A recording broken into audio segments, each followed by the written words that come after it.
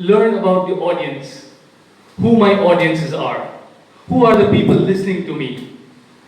This is a homework that you have to do before any public speaking, before any elocution. Who are the people listening to you?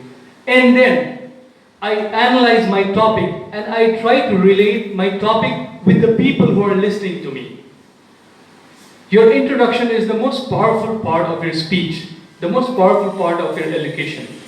The moment you introduce your topic and the moment the audience feel that your introduction touches their lives, touches their lifestyle, touches them, that is the time when your audience really upgrade you.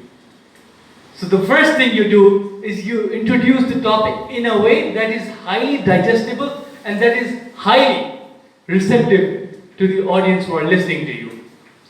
The second thing, when you come to the structure of the speech, when you are talking about further things to enhance your introduction or enhance your topic, I would personally, I don't know what technically it talks about, but personally I would suggest you to bring in more life experiences, bring in more live examples, bring in real, natural, simple things to establish your topic.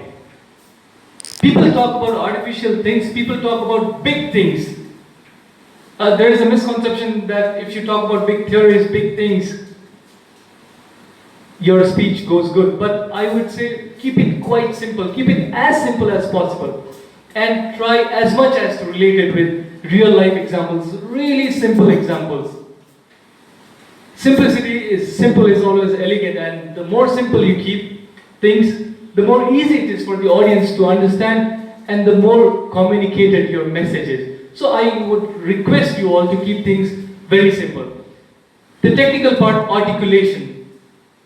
How do we articulate things?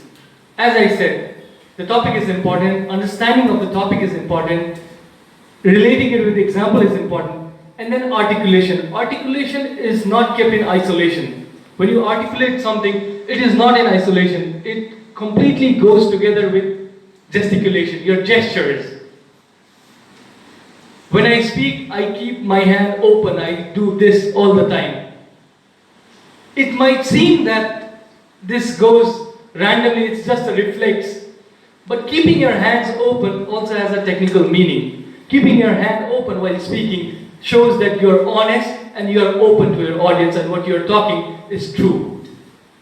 So there is a whole course of body language, but let's not go into detail, but your body language is something very significant when you are speaking.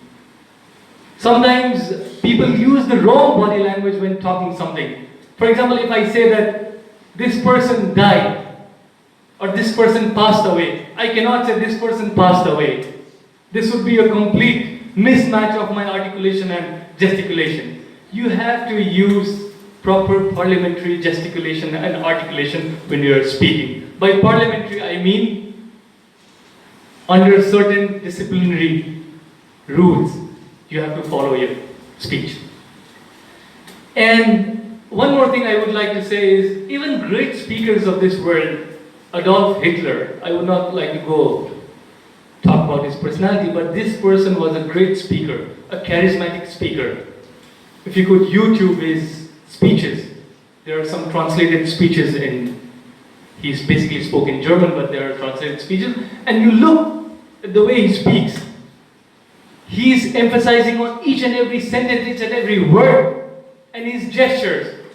Don't think that these are just natural gestures. Adolf Hitler used to rigorously rehearse his speeches in front of the mirror. Before any speech, he was rehearsing, and he used to focus on each and everything. His button, his hands, his face, his hairstyle, everything. These are all small components that add to the whole quality of your speech, your personality, your charisma.